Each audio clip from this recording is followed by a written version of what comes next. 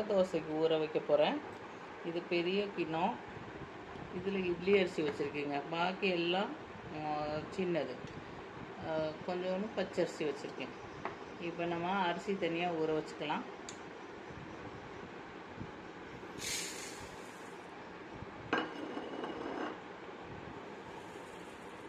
இவ்வளோதான் அரிசி.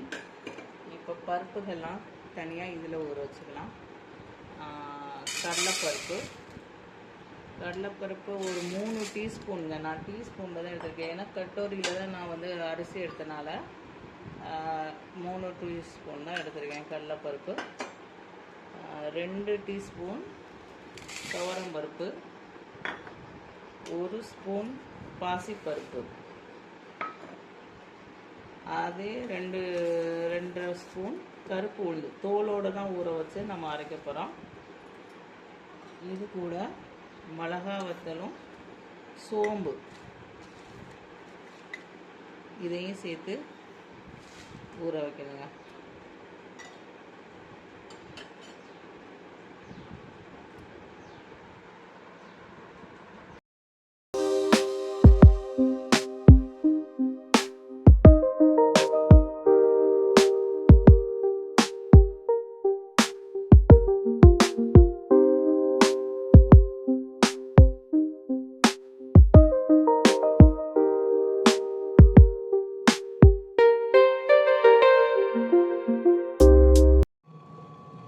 பார்த்தீங்களா, அடை தோசைக்கு மாவு இப்படி இருக்கணுங்க. ரொம்ப நைஸாக இருக்கக்கூடாது, கொஞ்சம் பரப்பரன்னு இருக்கணும். இதுலேயே நம்ம அள்ளிட வேண்டியதான்.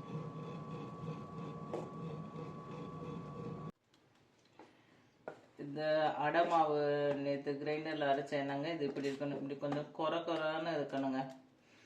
இப்போ இதில் நான் வந்து வெங்காயம் வதக்கி வச்சுருக்கேன். வதக்காமல் உங்களுக்கு குட்டை போட்டுக்கோங்க, ஏன்னா வதக்கி தான் போடணும். வெங்காயம் போட்டு கருவேப்பிலை கொத்தமல்லி கட் பண்ணி வச்சுருக்கேங்க, அதை போட்டுக்கோங்க. இதுக்கு தேவையான அளவு உப்பு,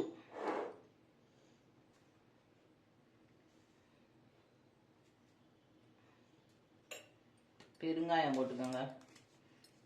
எது போட்டிங்களோ பெருங்காயம் ரொம்ப மஸ்ட்டுங்க, ஏன்னா பருப்புலாம் சேர்த்துருக்காங்க, கேஸ் ஆயிரும். போட்டு இதை நம்ம வந்து மிக்ஸ் பண்ணிக்கணும்.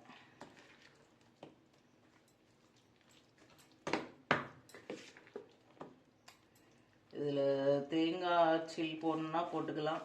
ஆனால் அதில் நான் தேங்காய் சட்னி வைக்கிறதுனால தேங்காய் பண்ணலங்க. கொஞ்சம் ஊற்றுற பதத்துக்கு கலந்துக்கோங்க, ரொம்ப கெட்டியாக இருந்தாலும் ஊற்ற முடியாது.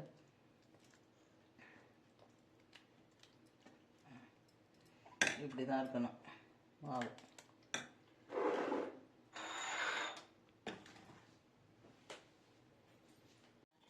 இப்போ நம்ம ஊற்றுவோம்.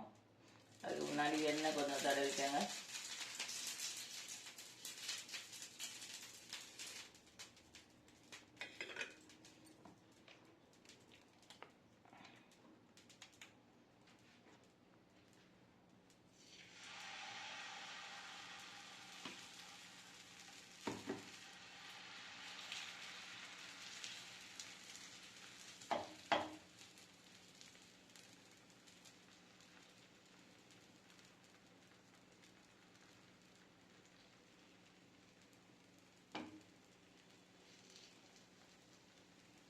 தோசையில் நமக்கு 1 or 2 தான் சாப்பிட போகிறோம். ஒன்றும் தேங்காய் சட்னி வச்சு கொடுத்து கொடுங்க. இல்லைன்னா வெல்லம் நல்லெண்ணெய். நான் நெய் தாங்க ஊற்றுறேன்.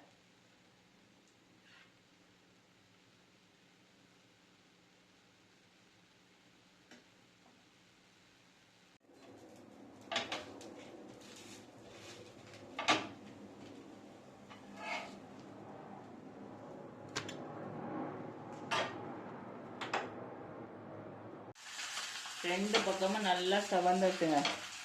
நல்லா செவந்துடுச்சுன்னா நமக்கு வெந்துடுச்சுன்னு அர்த்தம். நல்லா வேணால் டைம் எடுக்கும், சிம்மிலே வச்சு நல்லா வெந்துடுச்சு.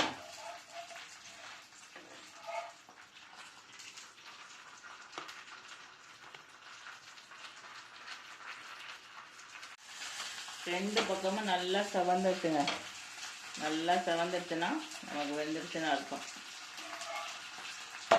நல்லா வேணால் கொஞ்சம் டைம் எடுக்கும், சிம்மிலே வச்சு நல்லா வெந்துடுச்சு.